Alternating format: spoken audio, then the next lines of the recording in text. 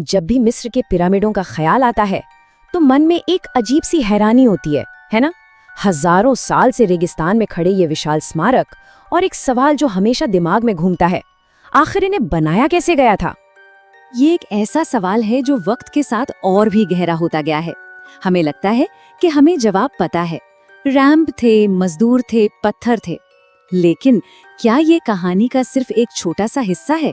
असलियत शायद इससे कहीं ज्यादा हैरान करने वाली है। चलिए इस रहस्य की तह तक चलते हैं। इसका जवाब उन भारी भरकम पत्थरों में नहीं है जिनसे पिरामिड बने हैं। नहीं, इसका जवाब एक ऐसी जगह छिपा है जिसके बारे में शायद ही किसी ने सोचा होगा। जी हाँ, एक खोई हुई नदी। हाल ही में एक ऐसी खोज हुई है जिसने पिरामिडों के बारे में हमारी पूरी सोच को ही बदल कर रख दिया है। और ये सब कुछ जुड़ा है नील नदी की एक भूली बिसरी धारा से, जिसे अब अहरामत शाखा कहा जा रहा है। आइए इस पूरी कहानी को समझते हैं।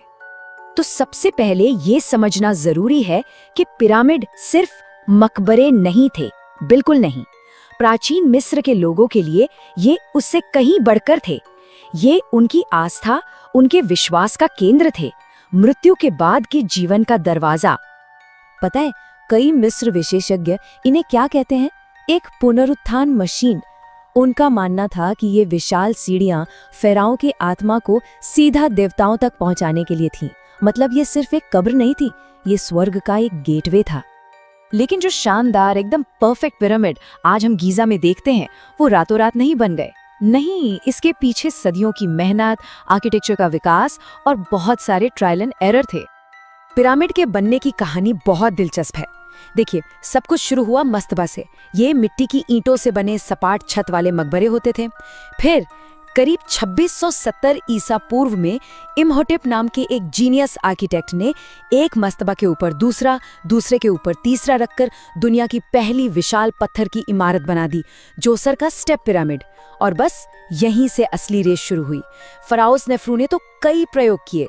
पहले मेडन पिरामिड जो ढह गया, फिर बेंट पिरामिड, और आखिरकार दुनिया का पहला कामयाब चिकनी दीवारों वाला रेड पिरामिड।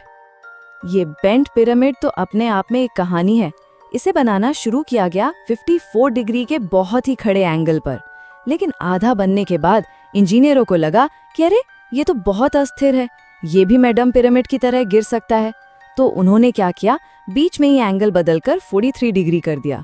ये दिखाता है कि वो अपनी गलतियों से सीख रहे थे और रियल टाइम में प्रॉब्लम सॉल्व कर रहे थे। कमाल है। अब आते हैं सबसे बड़ी पहेली पर, लॉजिस्टिक्स। मतलब लाखों टन वजनी पत्थर के ब्लॉक्स को रेगिस्तान में एक जगह से दूसरी जगह कैसे ले जाया गया? ये वो सवाल है जिसने सदियों से एक्सपर्ट्स को उलझाए रखा है। इस नंबर को देखिए जरा, 23 लाख।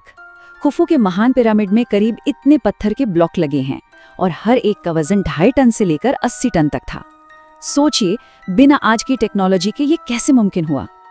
सुनने में तो ये बिल्कुल नामुमकिन लगता है ना? लेकिन जैसा कि हमने शुरू में बात की थी, जवाब हमेशा से हमारी नजरों के सामने ही था, बस रेत के नीचे दबा हुआ। और ये रही वो जबरदस्त खोज। 2024 में सैटेलाइट इमेजरी की मदद से वैज्ञानिकों ने नील नदी की एक सूखी हुई धारा का पता लगाया। नाम दिया गया अहरामत शाखा। ये कोई छोटी मोटी धारा नहीं थी, ये 64 किलोमीटर लंबा जलमार्ग था जो सीधा 31 पिरामिड साइट्स के बगल से बहता था। गीजा भी उनमें से एक था। ये पत्थरों को लाने ले जाने के लिए एक सुपर हाईवे की तरह था। इस एक खोज ने पूरी कहानी बदल दी। इसने साबित कर दिया कि पिरामिड किसी वीरान रेगिस्तान में नहीं, बल्कि एक बहती हुई नदी के किनारे बनाए गए थे। तो हमने कैसे की बात तो कर ली, अब बात करते हैं किसने की। फिल्मों ने हमारे दिमाग में ये भर दिया है कि पिरामिड गुलामों ने बनाए थे, लेकिन जो सबूत मिले हैं वो एक बिल्कुल अलग ही कहानी सुनाते हैं। पिरामिड के अंदर दीवारों पर काम करने वालों ने अपनी टीमों के नाम लिखे हैं, और नाम भी बड़े मजेदार हैं, जैसे मेनकुरे के शराबी या खुफू के दोस्त। ये नाम गुलामों के नहीं लगते हैं ना? इनमें तो टीम की भावना, गर्व और थोड़ा मजाक भी झलकता है। और सबूत यहीं खत्म नहीं होते। पुरातत्वविदों को उनके पूरे गांव मिले हैं। पता चला है कि उन्हें अच्छा खाना पीना मिलता था, मांस, रोटी, बियर, सब कुछ। उनके कंकालों से पता चलता है कि टूटी हुई हड्डियों का इलाज होता था, यहाँ तक कि सफल ब्रेन सर्जरी भी की गई थी। मतलब साफ है वे गुलाम नहीं बल्कि कुशल कारीगर थे, सम्मानित नागरिक थे जो टैक्स के रूप में ये काम कर रहे थे। तो देखिए, एहराम नदी और मजदूरों की कहानी जैसी कई रहस्य तो सुलझ गए, लेकिन पिरामिड आज भी अपने अंदर न जाने कितने राज छिपाए बैठे हैं। खोज की कहानी अभी खत्म नहीं हुई है।